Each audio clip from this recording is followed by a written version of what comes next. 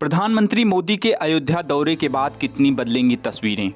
कल यानी 30 दिसंबर को प्रधानमंत्री नरेंद्र मोदी आगामी 22 जनवरी को होने वाले रामलला के प्राण प्रतिष्ठा समारोह से पहले तैयारियों का जायजा लेने और कई परियोजनाओं को हरी झंडी दिखाने के लिए अयोध्या पहुंचे। करीब 9 किलोमीटर तक उनका काफिला धर्मपथ से टेढ़ी बाजार तक अयोध्या में लोगों के बीच पहुंचा। इस दौरान प्रधानमंत्री मोदी ने मुस्कुराकर हाथ हिलाते हुए लोगों का अभिवादन किया, साथ ही बच्चों के बीच पहुंचकर सेल्फी भी ली और ऑटोग्राफ भी दिया।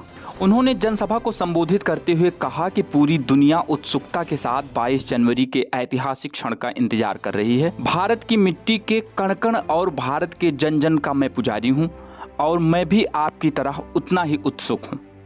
एक समय था जब यहीं अयोध्या में रामलला टेंट में विराजमान थे और आज पक्का घर सिर्फ रामलला को ही नहीं, देश के 4 करोड़ गरीबों को भी मिला है। इसके साथ ही उन्होंने लोगों से 22 जनवरी को अयोध्या न आने की अपील करते हुए कहा कि जब हमने 550 साल इंतजार किया है तो कुछ दिन और इंतजार करना होगा। और साथ ही रामलला के प्राण प्रतिष्ठा वाले दिन देशवासियों से दीपोत्सव मनाने का आह्वान और यह भी कहा कि अपने अपने घरों में श्री राम ज्योति जलाएं। 22 जनवरी की शाम पूरा हिंदुस्तान जगमग होना चाहिए। प्रधानमंत्री मोदी ने अयोध्या धाम रेलवे स्टेशन की शुरुआत की, जो अभी तक अयोध्या जंक्शन के नाम से जाना जाता था। यहाँ से 2 अमृत भारत और 6 वंदे भारत ट्रेनों को हरी झंडी दिखाई है। इसके बाद अयोध्या के नवनिर्मित हवाई अड्डे की शुरुआत महर्षि वाल्मीकि इंटरनेशनल एयरपोर्ट के नाम से की गई। इसके अलावा 15,000 करोड़ से भी अधिक की विकास परियोजनाओं की शुरुआत की गई है, जिसमें मर्यादा पुरुषोत्तम Shri Ram airport, Ayodhya Jagdishpur highway, Jaunpur Barabanki railway line दोहरीकरण, मल्हौर से डालीगंज लाइन दोहरीकरण के साथ विद्युतीकरण सहित करीब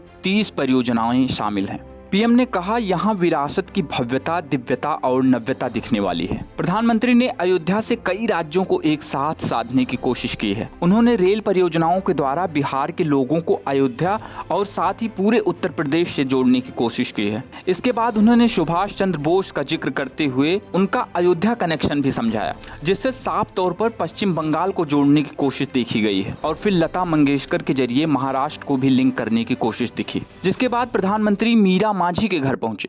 उनके घर चाय भी पी और उज्ज्वला योजना के तहत 10 करोड़वां लाभार्थी बनने पर बधाई दी। निश्चित ही इसके जरिए निषाद के साथ साथ दलित समुदाय को भी साधने की अच्छी कोशिश की गई है। फिलहाल प्रधानमंत्री के दौरे के बाद भी अयोध्या के सौंदर्यीकरण का काम रुका नहीं है और पूरी नगरी को दुल्हन की तरह सजाया जा रहा है। हम सभी को 22 जनवरी का इंतजार है। देखते रहें केकेटी न्यूज़।